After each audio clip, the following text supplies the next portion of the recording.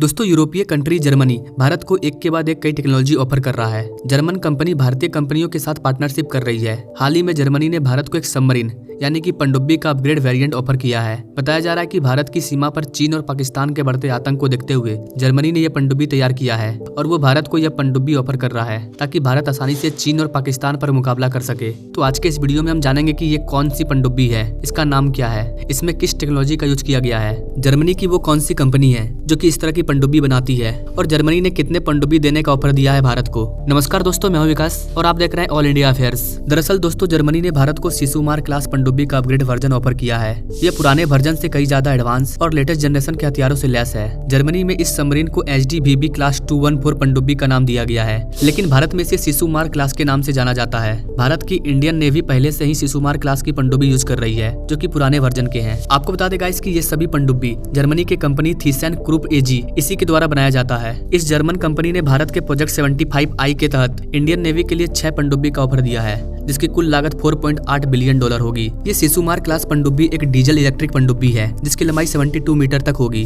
अभी जर्मनी से जो नया पनडुब्बी भारत को मिलने वाला है उसमें कई तरह के घातक हथियारों को शामिल किया गया है। एक रिपोर्ट के अकॉर्डिंग अभी भारत में इंडियन नेवी को कुल 24 पनडुब्बी की जरूरत होगी, जबकि वर्तमान में हमारे पास 16 पनडुब्बी है। इंडियन नेवी के पास कुल 6 पनडुब्बी ऐसे हैं जो कि हाल ही में बनाए गए हैं। इसे स्कॉर्पियन क्लास पनडुब्बी भी कहा जाता है, लेकिन इसके अलावा बाकी जितने भी पनडुब्बी हैं वो सब 30 साल से ज्यादा पुराने हैं और ये सभी पनडुब्बी अपने रिटायरमेंट के काफी करीब हैं। आपको बता देगा इसकी अभी 6 स्कॉर्पियन क्लास पनडुब्बी इंडियन नेवी में शामिल हुई है। उसके डील होने से लेकर के सर्विस में लाने तक 11 साल का समय लगा था, यानी कि 1 दशक से ज्यादा समय लगा था। भारत की इंडियन नेवी को 6 पनडुब्बी मिला है। ऐसे में ये रिपोर्ट सामने आ रही है कि इस बार भी जर्मनी ने 6 पनडुब्बी का ऑफर किया है। तो अगर ये डील कंफर्म हो जाता है, यानी कि 2033 में इंडियन नेवी को ये 6 पनडुब्बी दी जाएगी। ऐसे में जर्मनी जिस लेटेस्ट वेरिएंट लेटेस्ट टेक्नोलॉजी की बात कर रहा है वो फिर 10 साल पुराना हो जाएगा। देखा जाए तो भले ही भारत हर फील्ड में आगे बढ़ रहा है, लेकिन भारत की मिलिट्री नेवी कई तरह के प्रॉब्लम को फेस कर रही है और हमारे सरकार को यहाँ पर ज्यादा फोकस करना होगा, क्योंकि देश कितना भी आगे बढ़ जाए, अगर हमारी आर्मी, नेवी और एयरफोर्स के पास हथियार ना हो, डिफेंस वेपन्स ना हो, लेटेस्ट जनरेशन की टेक्नोलॉजी वाली हथियार ना हो, तो कोई भी देश हम पर कब्जा कर सकता है।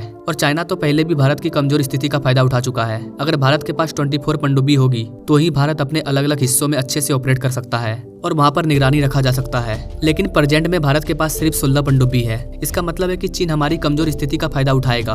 वो मौका पाकर भारत के अलग अलग इलाकों में अपने नेवी को भेजेगा। तो अभी भारत सरकार ने मेक इन इंडिया प्रोजेक्ट के तहत टेक्नोलॉजी ट्रांसफर पर जोर दिया है। सरकार अलग अलग देशों से मिसाइल बनाने या और भी तरह के डिफेंस वेपन बनाने की टेक्नोलॉजी भारत लाना चाहती है। अगर भारत को कोई बड़ी टेक्नोलॉजी मिल जाती है जिससे भारत पनडुब्बी को जल्दी बना सके या उसमें नई टेक्नोलॉजी का यूज कर सके, तो ये हमारे लिए बड़ी अचीवमेंट होगी। अब देखना ये होगा कि सरकार इससे रिलेटेड क्या नया डिसीजन लेती है। आखिर भारत सरकार कैसे इंडियन नेवी को कम से कम समय में पनडुब्बी उपलब्ध करवाती है, क्योंकि एक तरफ भारत एक के बाद एक वर्ल्ड रिकॉर्ड बना रहा है और दूसरी ओर पनडुब्बी बनाने में 10 साल लग रहा है। तो आई थिंक कि सरकार को इस फील्ड में भी जोर देना चाहिए और हमारे इंडियन नेवी को मजबूत करना चाहिए, क्योंकि भारत की जितनी सिक्योरिटी मजबूत होगी, हमारे दुश्मन कंट्री को देखकर ही अंदाजा मिल जाएगा कि यहाँ हमला करना मतलब अपनी मृत्यु को दावत देना। ऐसी खतरनाक सिक्योरिटी भारत के पास होनी चाहिए। आपको क्या लगता है गाइस, भारत सरकार को क्या करना चाहिए?